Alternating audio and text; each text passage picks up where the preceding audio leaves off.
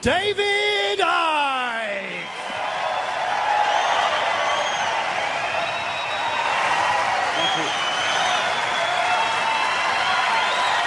Thank you. Thank you. Thank you very much. Oh, thank you. Well, I've come on all emotional. Thanks very much. Yeah, it's been a heck of a journey, and my God, there's still a long way to go yet. I ain't finished yet, the old guy. And thanks for coming to Wembley. First time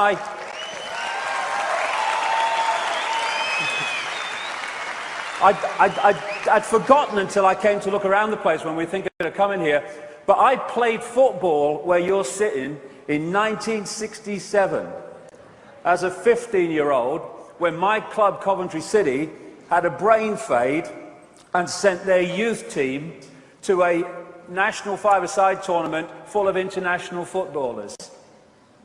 And they used to call me Cinderella because I kept missing the ball that night, you know what I mean? And we played Manchester City. Younger people might not remember them. They were great stars of the time, Mike Summerby, Colin Bell, and many others. And they beat us 3-0.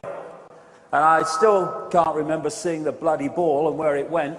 So first time I came here, we got beat 3-0. I hope for a score draw today on a very much longer appearance than the few minutes in that game. Well, I say a lot longer. I'd like to thank you for coming to Wembley. I'd like to thank everybody around the world watching this.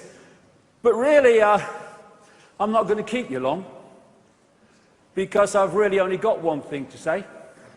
There it is. All the world is mad. Thank you very much, ladies and gentlemen. Thanks for coming. Hope you've enjoyed it. Well, I'll put a bit of detail on it, but pretty much that's it. And you know what? One of the great breakthroughs is when you realize, as you awaken, it's the world that's freaking mad, not you. That's the breakthrough. And so we have, I love this. I tried being normal once. It was the worst 5 minutes of my life. And if you're considered sane and credible and normal to a world that is insane, then you've got a problem. So, welcome to the crazy ones today, to Wembley and from around the world. As Krishnamurti said, it is no measure of health to be well adjusted to a profoundly sick society. And this great guy, Frederick Douglass, a great campaigner in America against slavery.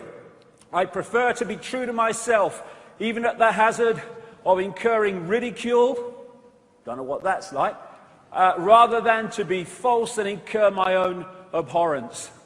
When it is uncomfortable, when it is unpopular, even when it is dangerous to speak the truth, is precisely the time that truth should be spoken. And this is precisely the time.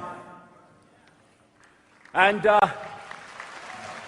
it's very easy. It's a great saying, this, not mine. It takes nothing to join the crowd. It takes everything to stand alone. That's when the true self expresses itself. And standing alone also in a world of clinical insanity. When crazy is the new norm. And if you're not crazy to the system, then you are not playing the game of the system. And it takes some standing up with all the tidal wave of pressure to conform. And that's an image you're going to see quite a lot of. Because this world is mad because it's run by crazy people. Not only people as we would perceive human people, it is run by crazy other kinds of people in other kinds of dimensions. And what you have is these crazies, this force of crazy, which is operating behind the scenes where no one sees it, and anyone mentions it, you're mad. They don't exist. And putting up front, out in the world that we see, are more bloody crazies. We call these people politicians, for instance. Crazy people who think that pepper bombing cities of civilians is protecting them from violence. Did I miss something? There's Hillary, another one of them, another crazy, wants to kill everybody and maim and slaughter. And then, these are some crazies. These are the people that lend us money that doesn't exist and charge us interest on it. But who's crazier than them? We stand for it! Enough! Enough of standing for the crazies! We have doctors who are arbiters of life and death, health and ill health, who don't even know what the human body is, never mind how it works. Mind you, the drug companies will tell them that's enough. We have babies in the first 18 months of life with their immune system still developing, being hit by a tidal wave of poison and shite. And the world isn't crazy. We have teachers telling young people to believe what they were programmed to believe and what they must teach if they're going to keep their job in a state-imposed curriculum dictating what's right and wrong, historically true, and all the rest of it. So we turn out young kids, bright wonder of the world, this new world they're in, bright thinking, imaginative kids, and we put them through a sausage machine and turn them out the other end. And I tell you what, the very fact that so many young people are waking up and seeing the system despite going through this shows the power of consciousness over programming.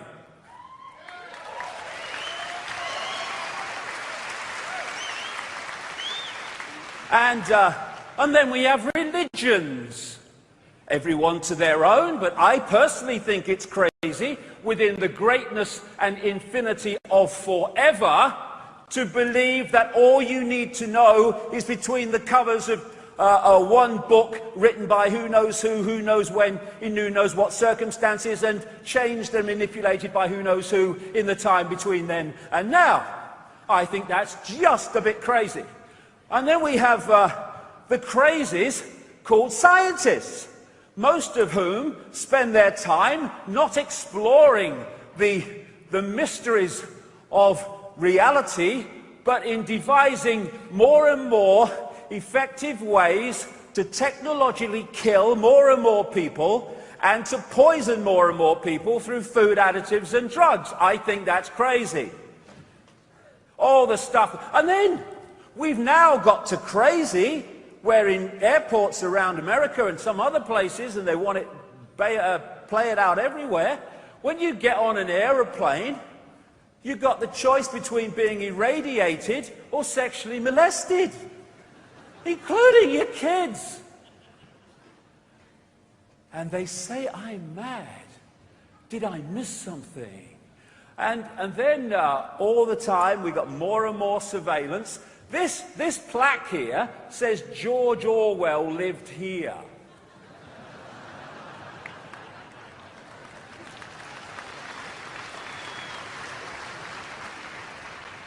And now, did you see that story the other week?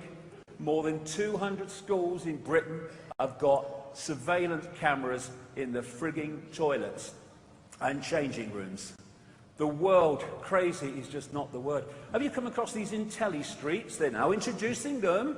IntelliStreets, they have not only the ability to bark out orders to you through the technology involved, but they can not only listen into your conversations in the street, they can record the buggers.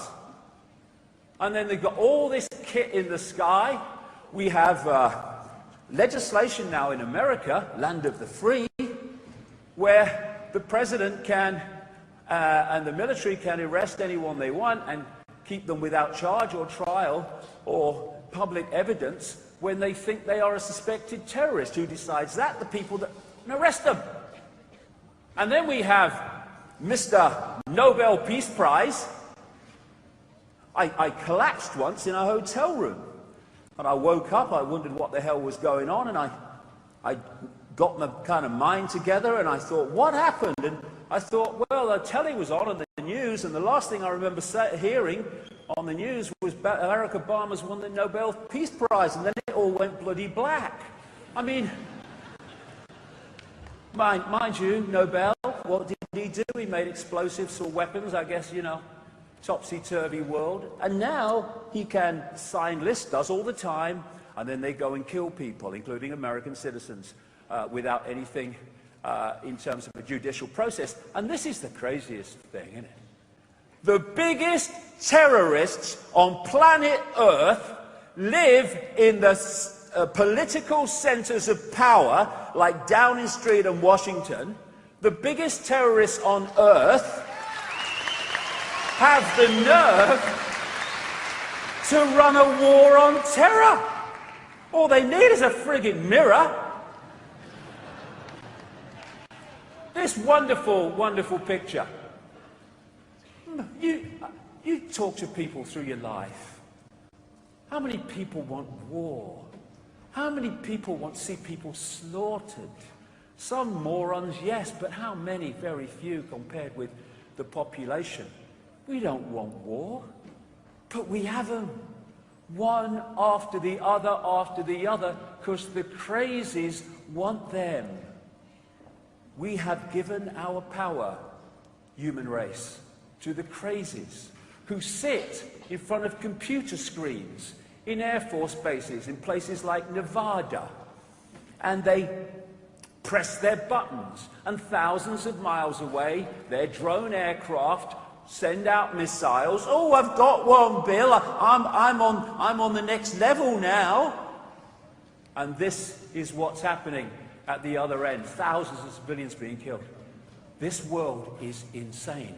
We have, because of cold, calculated recruitment over a long period of time now, an increasingly brutal police force.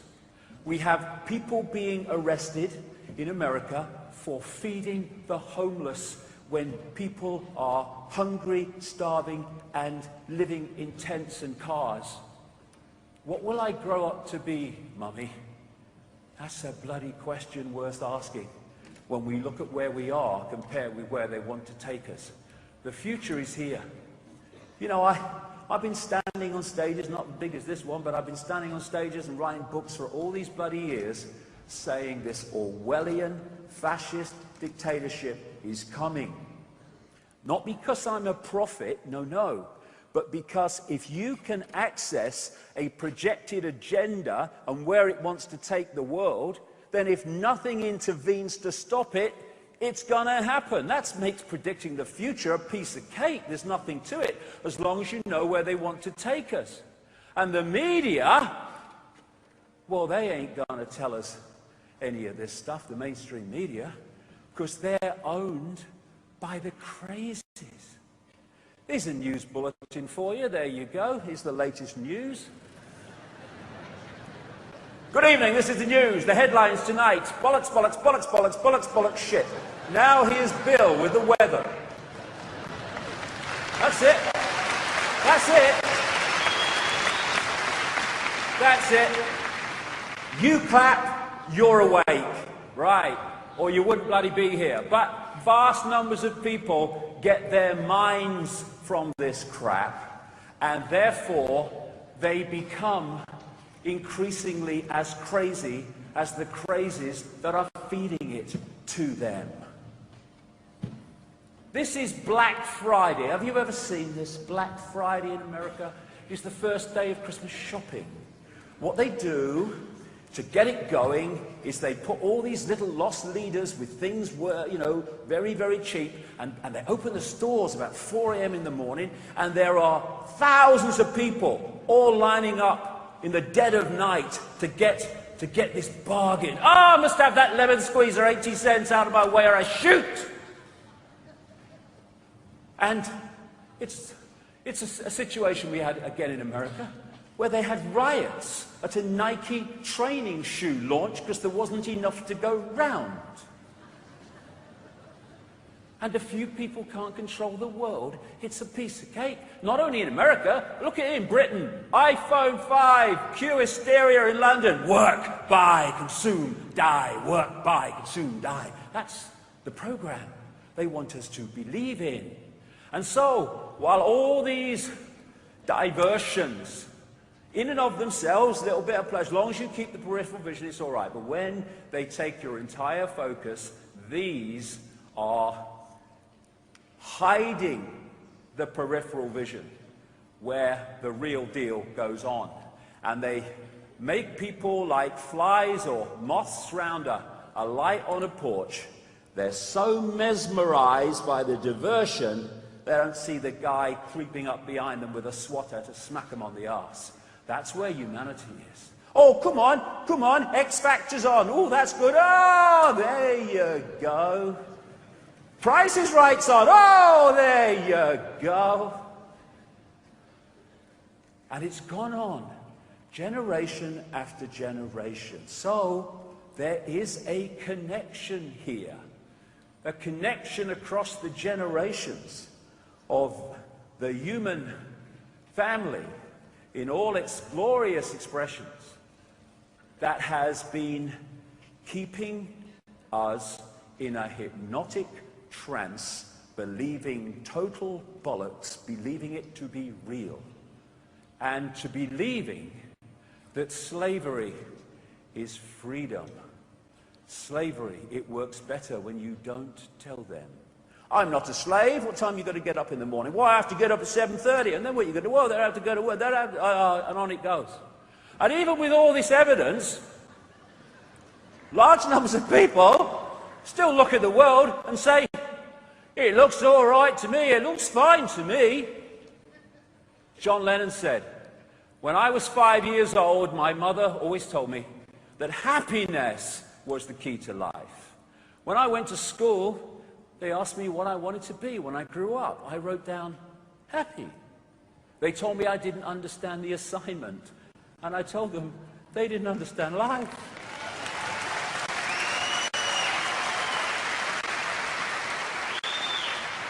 And then there was that famous quote, that great quote, when Lennon was talking about the world, funnily enough, being run by insane people.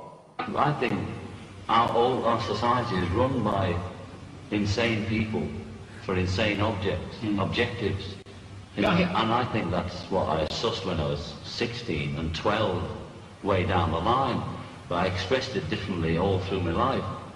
It's the same thing I'm expressing all the time, but now I can put it into that sentence that I think we're being run by maniacs for maniacal ends, you know. If anybody can put on paper what our government and the American government, etc., and the Russian, Chinese, what they are actually trying to do, you know, and what they think they're doing, I'd be very pleased to know what they think they're doing. I think they're all insane. You know, but I'm liable to be put away as insane for expressing that. You know, that's what's insane about it. Yes! And then there's the one word with a question mark that has been my guiding light this last nearly quarter of a century. Why? Not only is the world crazy, not is it run by crazy people, why? Why? To what end? And to understand that, it takes one heck of a lot of work. Because this is not about one subject. As you'll see today, it's why it's going on all day and into the night. It's not about one subject. It's about connecting dots, putting puzzle pieces together that on the face of it have no connection. But put them together and whoa, the picture becomes clear.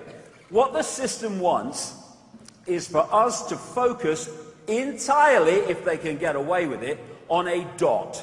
This might be your football team, your career, your family. Nothing wrong with them in keeping with lots of other things, but I'm talking about focus. Focus on whatever takes your focus.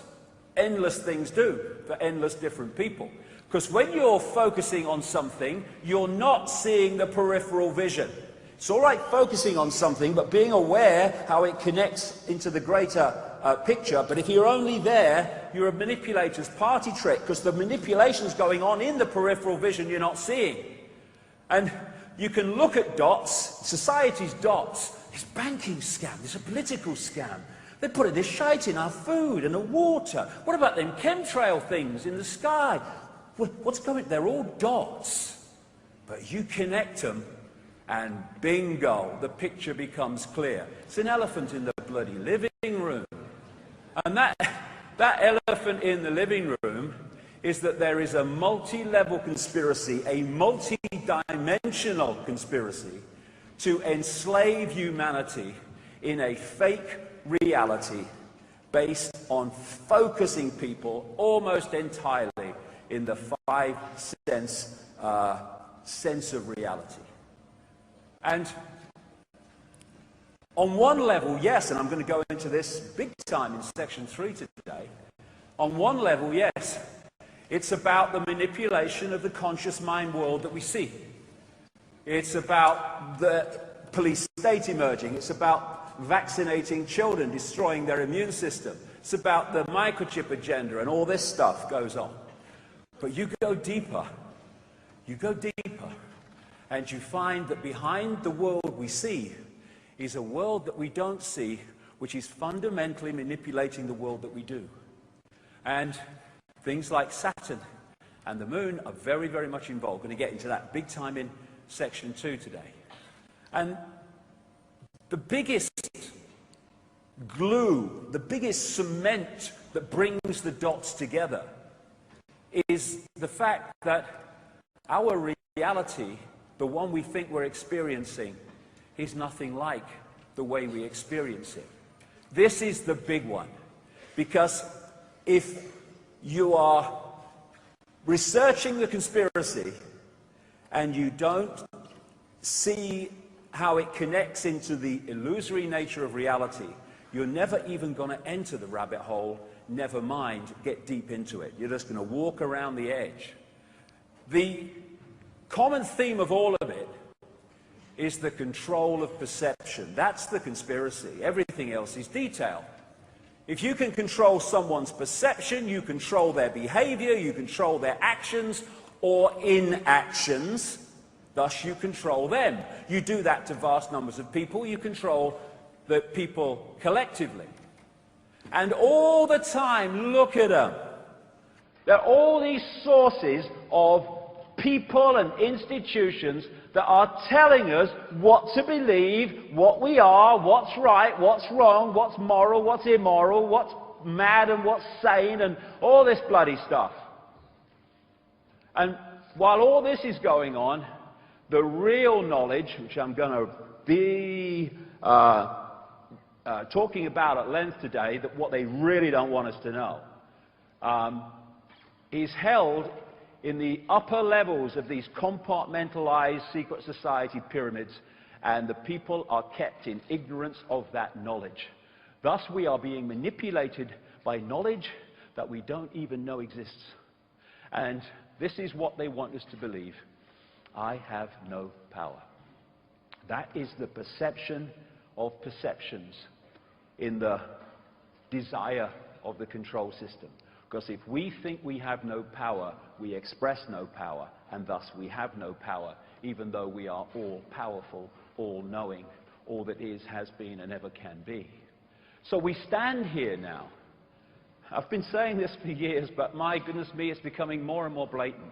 We are standing here now at this fork in the road, and we don't have any longer to make a decision. We can go on as we are, and we'll end up in a global fascist state within 10 to 15 years. Maybe I'm being optimistic, because the more you centralize power and control, the more power you have centrally to control and increase power centrally. So it gets faster and faster and faster. The more power you have, the more power you have to centralize even more. And so that's the question. And basically, this is what today is. The Shit Creek paddle stores. Because, you know, there's going to be some challenging information in section 2 and 3. And I hear some people who kind of New Age type people, and they say about people like me, they say, he's negative, shut him up, he's negative. And I think, well, okay, is truth negative, or is ignorance negative? Well, truth's positive. Well, so if what I'm putting across has validity, it cannot be negative. Things that are happening and we need to know are happening are not negative, no matter how unpleasant they are. Ignorance of them is negative, because that's how we got into this position. So, you know, if it's negative, can't take it, well, they should, I don't know, go and do something in a lotus position or whatever. Do what you like, but forget about this, because this is going to be challenging, much of it. But it is the key to doing something about it once we know it's going on and how it works. So, Shit Creek. But things are changing. Things are changing. Things are changing. People are starting to wake up and see it on a scale never before. We've seen the Occupy protests, and that's great. People are identifying this 1%. Actually, it's probably 0.1% if you get the real deal. And they're seeing this disparity. But as it goes on around the world, what those people have got to understand, I would suggest, if we're going to deal with this, is just how deep the rabbit hole goes. Because if you're only challenging something here, and you're not getting to where it's actually coming from, you're not going to change it. You're just going to get more and more frustrated. And if we're going to find out how deep that rabbit hole goes and where it's coming from, and thus where we can change it, then we've got to ask big answers or big questions, and therefore get big answers. We don't tend to do this. We tend to ask when the football's on, we also tend to ask this and that, and, you know, what time the game show's on, but we don't ask the big questions. Big questions. Who are we? Who are we? What is a human or beyond human? Where are we? What is this reality? What is it? Why is the world as it is? Why is the world run by maniacs for maniacal reasons? These are the big questions, and you start to get big answers. The establishment institutions of science, education, media are not going to tell you, because the crazies control them. And when you open your mind and you open your heart and you go where that takes you, you realize that this physical world is an illusion. As the great American comedian Bill Hicks said, all matter is merely energy condensed to a slow vibration. We're all one consciousness experiencing itself subjectively. There's no such thing as death. Life is only a dream, and we are the imagination of ourselves. And what a great quote that is. And if I could put the conspiracy in one sentence, it would be the manipulation of the imagination of ourselves, which is what? The manipulation of our perception.